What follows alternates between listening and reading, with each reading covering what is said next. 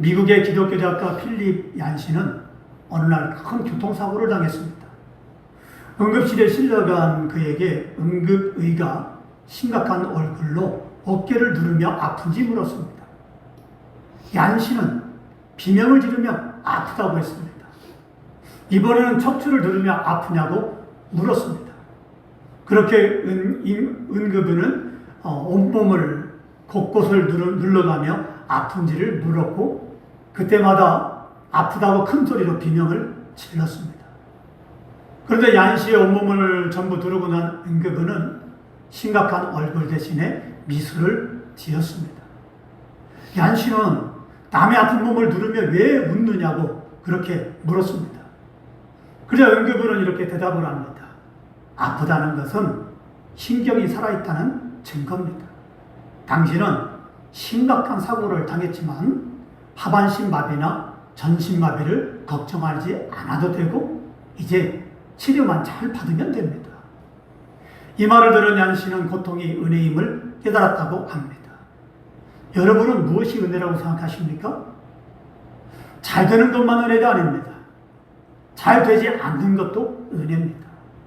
성공만 은혜가 아닙니다.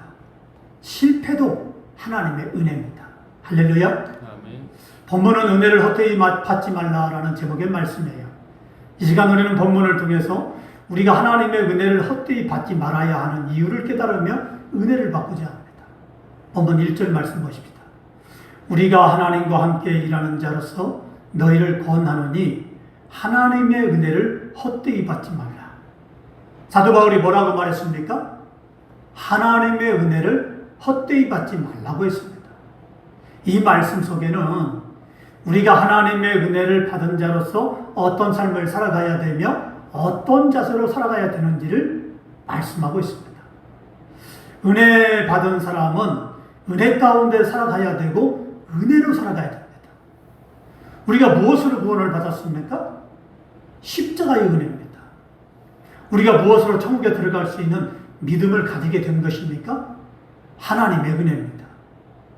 우리가 구원을 받아 천국에 들어갈 수 있게 된 것은 우리의 노력도 아니요, 우리의 열심도 아니요, 우리의 힘이나 돈이나 미모나 권세가 아닙니다. 오직 십자가의 은혜, 하나님의 은혜입니다. 하나님의 은혜로만 천국에 들어갈 수 있습니다. 세상에 그 어떤 것으로도 천국에 들어갈 수 없습니다. 하나님의 은혜가 아니면 결단코 어떤 누구도 천국에 들어갈 수 없다는 것입니다. 이 세상에 은혜를 받지 않은 사람은 없습니다. 그래서 사도 바울은 은혜를 헛되이 받지 말라라고 말씀했던 것입니다. 여기서 헛되이라는 말은 헬라어로 에이스케논인데 이 캐논의 원형 캐노스의 말은 공허한, 텅 빈이라는 뜻입니다. 그럼 사도 바울이 왜 이런 말씀을 했을까요? 그건 아마도 고린도 교회 성도들 중에 하나님의 은혜를 받았지만 그 은혜를 소명을 해서 아무도 남지 않은 사람들이 있었기 때문에 그렇습니다. 우리가 성령을 소멸해버리면 교회와 멀어지고 하나님과 멀어지고 구원과 멀어지고 맙니다. 그래서 데살로니가전서 5장 19절은 이렇게 말씀합니다. 성령을 소멸치 말고 애언을 멸시치 말고 범사에 헤아려 좋은 것을 취하고 악은 어떤 모양이라도 버리라. 우리가 성령을 소멸하면 어떻게 됩니까? 믿음이 차가워지고 점점 믿음이 없어지는데 그 자리에 믿음 대신 죄악이 가득 차게 되고 성령 대신 사탄 마귀와 귀신들이 들어가 역사하게 됩니다. 그래서 신앙생활을 열심히 하다가 성령을 소멸하여 교회를 떠나고 하나님을 떠난 사람들이 믿지 않을 때보다 더 마음이 강팍하고 더 믿는 사람들을 핍박하게 되는 것입니다. 왜냐하면 사탄 마귀와 귀신들이 그 사람 속에 강하게 들어가서 역사하기 때문에 그렇습니다. 그러므로 우리는 어떤 일이 있어도 성령을 소멸해서는 안 됩니다. 성령을 소멸하지 않기 위해서는 날마다 기도해야 되고 날마다 말씀을 읽어야 되고 하나님을 사모하는 마음으로 주일을 성수해야 되며 예배 시간마다 예배에 성공해야 됩니다. 할렐루야. 아멘. 은혜도 헛되이 받아서는 안 됩니다. 자, 우리는 하나님의 은혜가 없이는 살 수가 없습니다. 물고기는요, 물을 떠나서는 살 수가 없죠. 새는 하늘을 떠나서 살 수 없고 식물은 흙을 떠나서는 살 수가 없듯이 우리 인간은 하나님을 떠나서는 살 수 없습니다. 요한복음 15장 4절로 5절 말씀은 이렇게 말씀합니다. 내 안에 거하라 나도 너희 안에 거하리라. 가지가 포도나무에 붙어있지 아니하면 스스로 열매를 맺을 수 없음같이 너희도 내 안에 있지 아니하면 그러하리라. 나는 포도나무요 너희는 가지라. 그가 내 안에 내가 그 안에 거하면 사람이 열매를 많이 맺나니 나를 떠나서는 너희가 아무것도 할 수 없습니다. 아멘. 사람이 돈만 가지고 살 수 없습니다. 건강만 가지고도 살 수 없습니다. 밥을 먹는다고 사는 게 아닙니다. 밥은 먹어도 다시 배고파집니다. 그러나 하나님의 말씀이 우리 속에 들어가면, 우리가 하나님의 말씀을 받아 먹으면 영원히 목마르지 않는 밥이 되고 생수가 됩니다. 하나님의 은혜가 아니면 세상 것들로는 살았으나 죽은 것입니다. 생명이 없습니다. 제 아무리 부자로 살고 세상 모든 것을 다 가졌다 한들 인생은 길어야 70이고 강건해야 80으로 끝나고 맙니다. 그러나 하나님의 은혜는 영원히 죽지 않는 영생이 있습니다. 그러므로 우리는 하나님의 은혜 가운데 살아야 됩니다. 할렐루야. 오늘 기어 오면서 극동방송을 들었는데요. 극동방송 중에 이 로마 황제들 이야기가 나옵니다. 그 황제들 이야기가 나오는데 이 황제들 이야기 가운데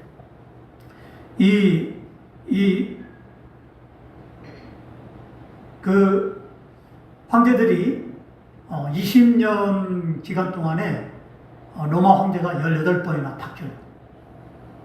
그래서 한 황제가 2년, 길어야 3년, 또 1년도 하는 사람이 있고. 황제는 어떤 사람입니까? 로마의 황제다. 그러면 세계를 지배하는 왕이에요. 그럼 권력이 대단하죠. 어마어마한 부귀영화를 누리지 않습니까? 세상의 모든 것을 다 가졌잖아요. 자, 이 황제입니다. 그 황제 한마디만 하면 사람이 죽고 삽니다. 놀랍지 않습니까? 그런데 그 황제들이요, 어떤 사람은 자살하고요. 또 어떤 사람은 쫓겨나고요. 그 황제들이 늘 불안한 가운데 살았다는 것이. 자, 어떻습니까? 세상의 모든 것을 다 가졌죠. 그럼 얼마나 불안합니까? 언제 죽을지 모른다, 언제 암살당할지 모른다. 그래서 황제들이 자살하고, 그리고 암살당하고, 그리고 폐위당하고, 그렇게 해서 그 사람들이 살고 있습니다. 그래서 20년 동안 18명의 황제가 바뀌었다는 것입니다. 생각해 보십시다. 바로 우리가 부귀영화를 누리고 세상 것을 모든 것을 다 가졌다 할지라도 하나님이 없는 삶은 이렇게 되고 만다는 걸 역사가 보여주고 있습니다. 그럼 우리는 어떤 삶을 살아야 됩니까? 하나님이 있는, 하나님 붙들고 사는 믿음의 삶을 살아야 되고 은혜로운 삶을 사는 게, 그게 우리 인생의 정답입니다. 할렐루야.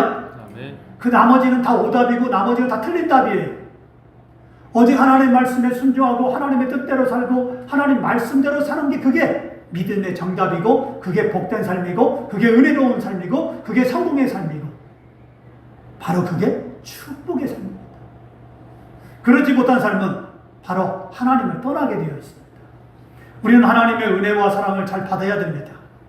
그렇지 않으면 은혜를 은혜로 알지 못하고 사랑을 사랑으로 알지 못합니다. 그렇습니다.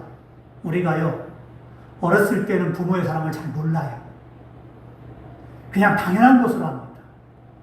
부모님이 힘들게 밥 먹여주고 옷 입혀주고 학원 보내주고 학원을 보내줍니다. 무엇이 필요하다고 하면 다 주고 싶어 합니다.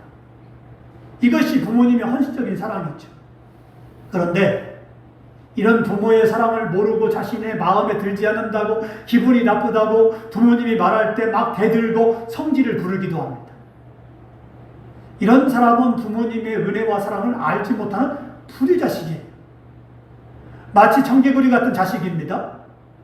그러나 이런 자식이라도 결혼하고 자식을 길러보면 그때서야 철이 들어서 부모의 마음을 알게 되고 부모님이 얼마나 힘들게 자신을 길렀는지 그 은혜와 사랑을 알게 됩니다. 하지만 이렇게 철이 들어서 부모의 은혜와 사랑을 알게 되지만 그때는 부모님들은 거의 다 돌아가셔서 세상에 없는 경우가 많습니다. 그때 눈물을 흘려봐야 무슨 소용이 있습니까? 부모님이 돌아가신 다음 많은 돈을 들여서 의리의리하게 무덤을 만들어 놓으면 무슨 소용이 있느냐 이 말입니다. 부모님이 살아계실 때 잘해야 됩니다. 부모님이 살아계실 때 부모님 말씀에 순종하고 부모님 마음을 기쁘시게 해드려야 됩니다. 에베소 6장 1절 3절 말씀 이렇게 말씀합니다. 자녀들아 주 안에서 너희 부모에게 순종하라. 이것이 옳으니라. 내 아버지와 어머니를 공경하라. 이것은 약속이 있는 첫 계명이니 이로써 내가 잘되고 장수하리라. 세월은 우리를 절대 기다려주지 않습니다. 여러분의 눈앞에 부모님은 언제나 젊지 않고 언제까지나 여러분의 눈앞에 계시지 않습니다. 세월이 가면 젊은 부모님도 늙어지고 돌아가셔서 여러분의 눈앞에 계시지 않기 때문에 손 한번 잡아보고 싶지만 손을 잡을 수가 없고 얼굴 한번 보고 싶지만 사진으로밖에 얼굴을 볼 수가 없습니다. 그러므로 지금 청개구리 같이 살지 말고 부모님이 살아계실 때 효도하시기 바랍니다. 이것은 우리의 신앙생활도 마찬가지입니다. 하나님의 은혜와 사랑을 아는 자는 하나님을 실망시키지 않습니다. 하나님을 원망하거나 불평하지 않습니다. 하나님께 불의하지 않습니다. 왜냐하면 십자가의 은혜와 사랑이 얼마나 큰지를 잘 알기 때문에 그렇습니다. 이런 우리는 언제나 하나님의 은혜를 헛되이 받아서는 안 됩니다. 할렐루야. 우리가 은혜를 헛되이 받아서도 안 되지만 은혜를 받을 기회를 놓쳐서도 안 됩니다. 본문 2절 말씀을 보십시다.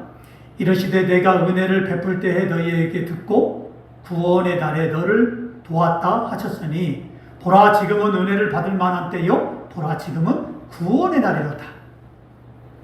여기서 내가 은혜 베풀 때에 너희에게 듣고 구원의 날에 너를 도왔다 이 말은 이사야서 49장 8절을 인용한 말씀입니다. 이 말씀은 하나님께서 이사야 선지자에게 이스라엘 백성들의 바벨론 포로 생활이 끝날 것이라는 의미로 주신 말씀입니다. 그러면 왜 사도 바울이 이 말씀을 인용했을까요? 그거는 이 말씀을 통해 바로 지금이 하나님의 구원이 사람들에게 열려있는 은혜의 때라는 것을 알려주고 싶었기 때문에 이 말씀을 한 겁니다. 그래서 사도 바울은 보라 지금은 은혜 받을 만한 때요 보라 지금은 구원의 날이로다 그랬습니다. 구원을 받을 때가 언제라고 했습니까? 바로 지금입니다. 은혜를 받을 만한 때는 기회라는 말입니다. 바로 지금이 은혜 받을 기회라는 말이에요. D.L. 부디 목사님은 이렇게 말씀했습니다. 하나님의 은혜는 소낙비와 같아서 한 번 지나가 버리면 다시는 오지 않는다. 그렇습니다. 시간과 세월은 내가 멈출 수도 되돌릴 수도 없습니다. 시간은 한 번 지나가고 가버리고 나면 다시는 오지 않습니다. 그렇기 때문에 우리는 지금 더 하나님 말씀에 귀를 기울여 듣고 은혜를 받아야 되고 지금 더 하나님 말씀에 순종하여 축복을 받아야 됩니다. 무려 12년 동안 혈류증을 앓던 여자가 예수님이 지나가는 그 시간, 그때, 그 기회, 예수님 뒤에 와서 예수님의 옷자락에 믿음으로 손을 대자 그 순간 거짓말처럼 깨끗하게 고침을 받았습니다. 할렐루야. 성경은 분명히 말씀하고 있습니다. 그 여자가 12년 동안 혈류증을 앓았다. 근데 많은 의원을 찾아갔지만 병은 더 깊어졌다. 고칠 수가 없었다. 병은 더 심각해졌다. 라고 말씀했습니다. 하지만 믿음으로 예수님 뒤에 와서 옷자락에 손을 대었을 때 그 여자는 그 순간 그 기회를 놓치지 않고 예수님의 옷자락을 붙잡은 것이 아니라 예수님의 옷자락에 손을 대었는데 내가 그 옷자락에 손만 대어도 낫겠다는 믿음이 있었기 때문에 그 믿음으로 말미암아 그 순간 이 여자는 어느 누구도 약으로도 의사로도 수술로도 고칠 수 없는 이 심각한 질병이 그 순간 깨끗이 고침을 받았다는 것이. 중요한 건 그 순간 그 기회를 놓치지 않았다는 것입니다. 오늘 우리도 마찬가지입니다. 말씀을 듣는 이 시간, 이 순간 놓치면 안 됩니다. 그래서 우리가 하나님의 축복을 받기 위해서 마치 좋은 직장이 있으면 우리가 어떡합니까? 그 직장에 들어가기 위해서 열심히 공부하자. 사업을 하는 사람은 이제는 돈을 벌기 위해서 온 힘을 쏟잖아요. 설렁설렁 놀아가며 사업하면 망합니다. 대충 공부하면 합격 못합니다. 그렇지 않습니까? 내가 정말 가고 싶은 직장이나 대학이나 아니면 어떤 것이나 우리가 할 때 정말 그걸 찾기 위해서 온 힘을 다 쏟아야 돼. 바로 그러할 때 그것을 잡을 수 있습니다. 하나님 말씀도 마찬가지입니다. 하나님 말씀도 내가 그 말씀을 듣고 축복을 받아야 되겠다. 내가 저 말씀 듣고 은혜를 받아야 되겠다. 이 욕심이 없으면, 이 영적인 욕심이 없으면 그냥 듣습니다. 그리고 말씀이 내 귀로 스쳐가며 휙 지나가 버립니다. 제가 말씀을 전할 때 이렇게 영적으로 보면은요, 그럴 때가 있어요. 그 말씀이 불덩어리가 이렇게 나갑니다. 제 입에서 불덩어리가 나가요. 그러면 어떤 사람은 그 불덩어리가 막 나가는데 어떤 사람은 가슴에 막 들어가요. 그 가슴이 막 뜨거워져. 뜨거워져. 불이 확 살아나요. 그 불이 뜨거워지게 막 불이 활활 타는 거예요. 가슴에서 샥 타는 거예요. 그러면 그 사람 어떻게 합니까? 은혜 받는 거예요. 그래서 얼굴만 봐도 그 사람이 은혜 받는 줄 아는 거예요. 그 예배 말씀을 전합니다. 근데 어떤 사람은 어떻게 하니까 불덩어리가 휙 지나가버려요. 다 지나가버려요. 말씀을 던져주는데도 확 지나갑니다. 왜 그럽니까? 그 말씀을 내가 영적으로 받아서 들어야 되는데 듣지 않기 때문에 말씀이 다 지나가 버려요. 그러면 어떻게 합니까? 가슴이 냉랭해져요. 차가워집니다. 삶도 차가워지고. 그러면 은혜가 없고 믿음도 없잖아요. 그럼 무엇으로 살아갑니까? 사람이 떡으로만 살 것이 아니요 하나님의 입에서 나오는 모든 말씀으로 살 것이라고 했습니다. 말씀으로 살아야 되는데 밥만 먹고 살아요. 그러니 성령이 있어서 뜨거워야 될 자리가 가슴이 식어진 상태로 있죠. 식어지면 은혜가 없습니다. 축복이 없습니다. 하나님의 은혜가 없으니 삶이 팍팍한 거죠. 세상 사람과 별반 다를 바 없이 살아갑니다. 생각도 마음도 행동도. 그럴 수밖에 없어요. 그러면 그게 고쳐지려면 어떻게 합니까? 하나님 말씀을 사모해야 돼요. 받아 먹어야 돼요. 가슴이 뜨거워지는 순간 내 입술이 달라지고 행동이 달라지고 삶의 방향이 달라지고 계획이 달라지고 가치가 달라져요. 근데 가슴이 차가운 사람은 삶의 가치가 뭐가 되면 돈이 돼요. 성공이 됩니다. 세상의 성공, 돈, 부귀영화 이게 삶의 목표가 됩니다. 하지만 하나님 말씀이 들어가서 뜨거워지는 사람은 삶의 가치가 돈이 아니에요. 성공이 아니에요. 하나님을 기쁘게 하라. 하나님을 기쁘게 하다 보면 그 사람 가운데 뭐가 임하게 됩니까? 축복이 옵니다. 축복은요, 달라 해서 다 주는 게 아니에요. 하나님 이것이, 하나님 축복해주고, 이거 잘 되게 해주고, 이거 잘 되게 해주고, 물론 기도해야 되겠죠. 그렇다고 해서 하나님의 축복이 오는 게 아닙니다. 하나님의 뜻과 내 뜻이 맞을 때 축복이 오는데 우리는 내 뜻대로 구합니다. 그러나 영적인 사람은 하나님의 뜻대로 구합니다. 이게 다른 점이에요. 왜? 가슴이 뜨거우니까. 내가 어떻게 하면 하나님을 기쁘게 할까? 어떻게 하면 하나님의 뜻대로 살아갈까? 어떻게 하면 하나님 말씀대로 순종할까? 이런 믿음의 사람이 영적인 사람이죠. 근데 많은 사람은 어떻게 합니까? 말씀을 들어도 자기의 원하는 대로, 내가 원하는 그림을 그리고, 내가 원하는 계획을 가지고, 내가 원하는 가치를 가지고, 내가 원하는 방향으로 인생을 살아갑니다. 그러니 하나님의 은혜가 없는 거죠. 하나님의 축복이 없는 것이죠. 잘 된 것 같지만 망하는 길로 가는 것이죠. 설령 그 사람이 돈을 많이 벌었어요. 부귀영화를 누렸어요. 평생 잘 먹고 잘 살았습니다. 하지만 결론은 뭡니까? 멸망이죠. 심판입니다. 얼마나 비참한 인생입니까? 얼마나 불쌍한 인생입니까? 얼마나 어리석은 인생입니까? 세상에 부귀영화를 다 들날 때도 그 사람을 하나님은 축복받은 자라고 말하지 않습니다. 오늘 우리는 어떤 삶을 살아가야 됩니까? 믿음의 삶을 살아가야 돼요. 그래서 지금 이 말씀을 들을 때 놓치지 않아야 돼요. 이 말씀에 집중해야 돼요. 이 말씀을 들을 때 우리가 가슴이 뜨거워져야 돼요. 세상에는 세 가지 금이 있다고 했습니다. 소금, 황금, 지금. 이 세 가지 금 중에 가장 귀한 것은 소금도 아니고 황금도 아니고 지금입니다. 바로 지금이 은혜 받을 만한 때요. 바로 지금이 구원받을 만한 때라고 성경은 말씀하고 있습니다. 예수님이 지나가 버리고 나면 지금의 은혜는 다시 오지 않습니다. 지금 귀를 기울여 말씀을 듣지 않으면 이 말씀은 여러분의 인생에 다시 오지 않을 수도 있습니다. 지금 예배를 드리는 이 시간은 여러분의 인생 중에 다시 오지 않습니다. 이 예배의 이 자리는 은혜 받을 만한 때요. 은혜 받는 시간입니다. 지금 이 예배의 자리가 내 인생에 가장 크게 은혜의 문이 열리는 시간입니다. 그래서 이 시간을 놓치면 후회합니다. 이 시간을 놓치면 축복을 잃어버립니다. 이 예배 시간을 놓치지 마시기 바랍니다. 이 예배 시간을 소중하게 여기시기 바랍니다. 할렐루야. 아멘. 이 예배 시간을 우리는 사모해야 됩니다. 이 예배 시간으로 여러분의 인생이 완전히 바꿔질 수 있습니다. 하나님은 이 예배 시간에 하늘문을 열고 우리에게 엄청난 은혜를 쏟아부어 주시고 계십니다. 저는 말씀을 전하면서 예배 시간에 하늘문이 열리는 광경을 봤습니다. 놀랍죠? 하늘문을 보니까 하늘문이요. 제가 본 것입니다.